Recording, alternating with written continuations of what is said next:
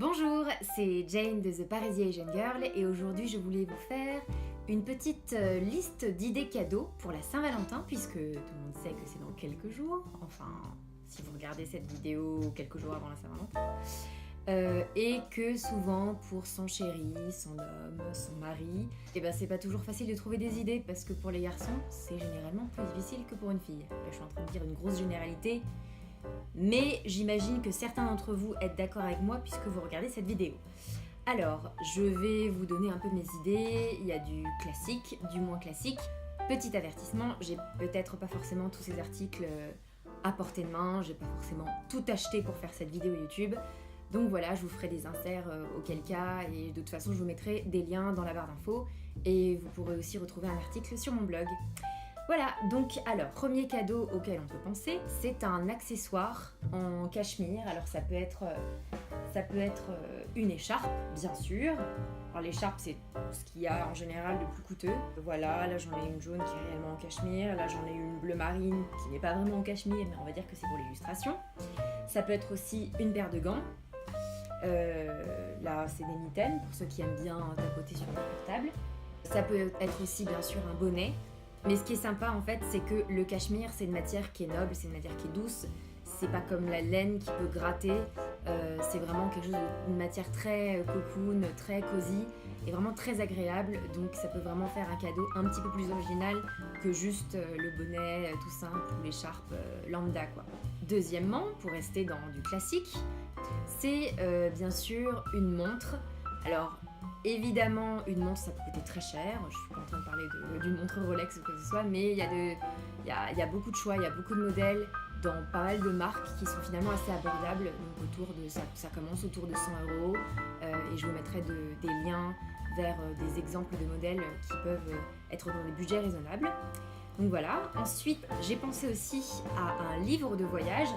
Alors ça peut être d'une destination où il a envie d'aller, par exemple ça, en Australie, la Toscane en Italie, ou alors pourquoi pas New York par exemple.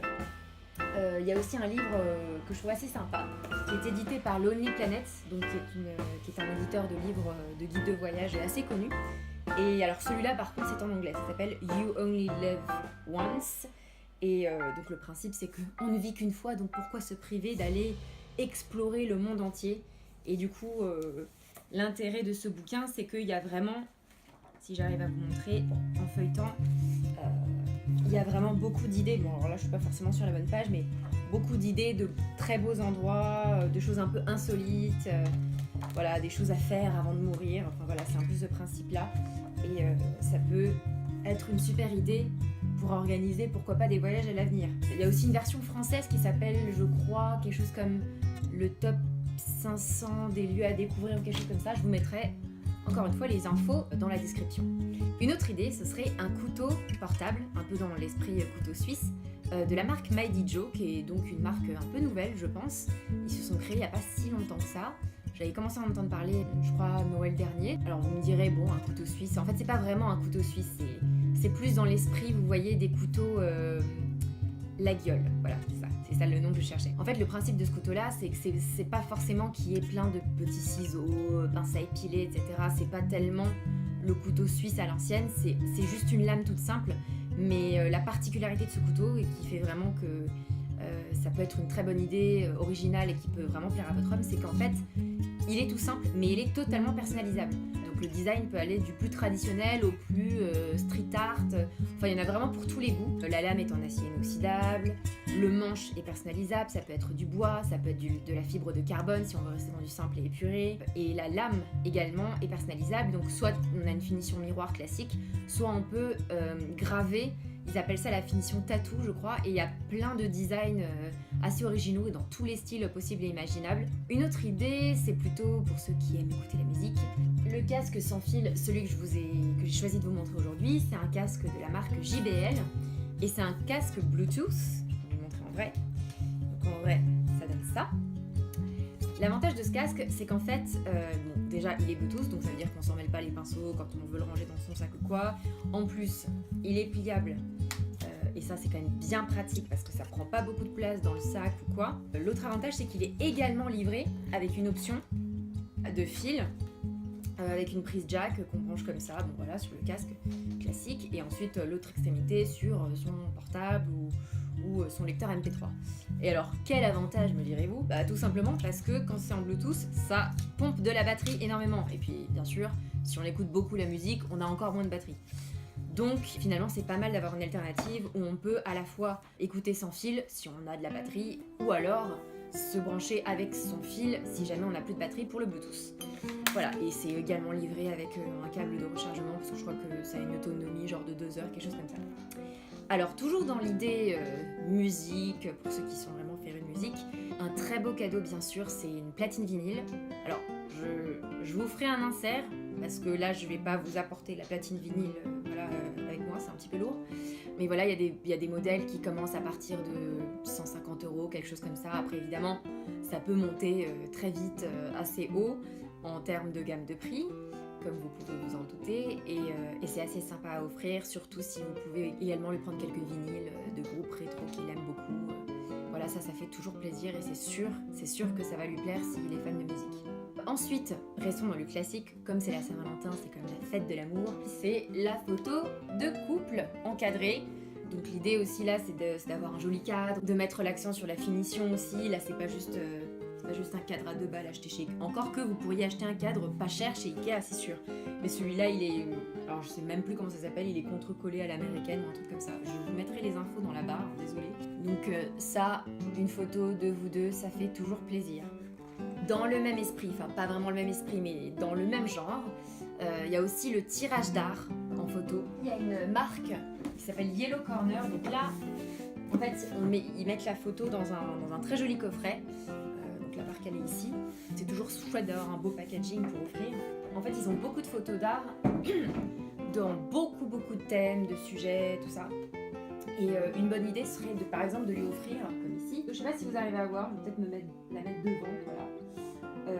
Là ici c'est une photo en fait de Hong Kong, enfin d'un quartier de Hong Kong, et mon chéri et moi on avait en fait fait un voyage à Hong Kong, donc c'est un peu un souvenir de ça.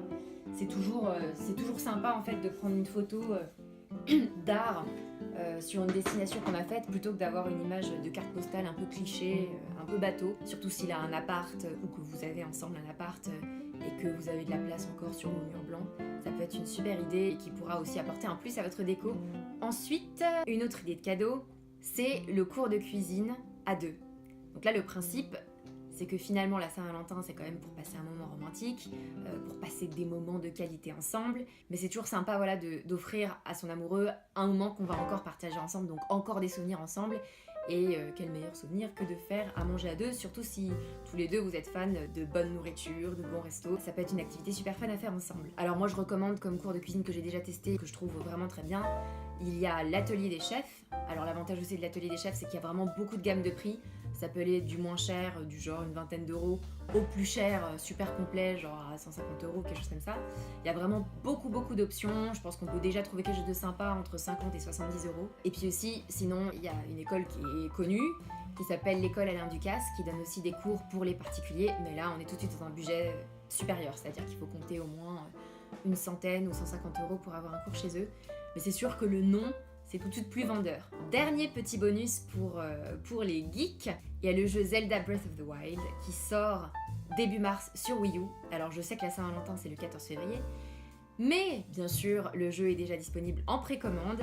Alors le jeu, la version simple est à 51,99 € et il y a aussi l'édition limitée, collector, coffret machin à 117,28 €. Donc c'est un budget supplémentaire, mais si votre homme est un geek ou un fan de jeux vidéo tout simplement, ça ne pourra que lui faire plaisir s'il ne l'a pas déjà commandé. D'ailleurs, faites attention parce que c'est fort possible. Et même si vous l'avez pas le jour J de la Saint-Valentin, vous lui faites une petite carte en disant que vous lui avez commandé le jeu, je pense que ça lui fera tout autant plaisir. J'arrive à la fin de la liste, j'espère que mes idées vous auront donné de l'inspiration et que vous allez pouvoir trouver le cadeau idéal à lui offrir le jour de la Saint-Valentin. Rappelez-vous, c'est la Saint-Valentin, c'est la fête des amoureux, c'est l'occasion de célébrer aussi votre amour l'un pour l'autre. Donc même s'il n'y a pas de cadeau, du moment que vous passez un super moment ensemble, c'est déjà l'essentiel. Et puis le plus beau des cadeaux, c'est vous quand même. Ça vaut le coup de le rappeler.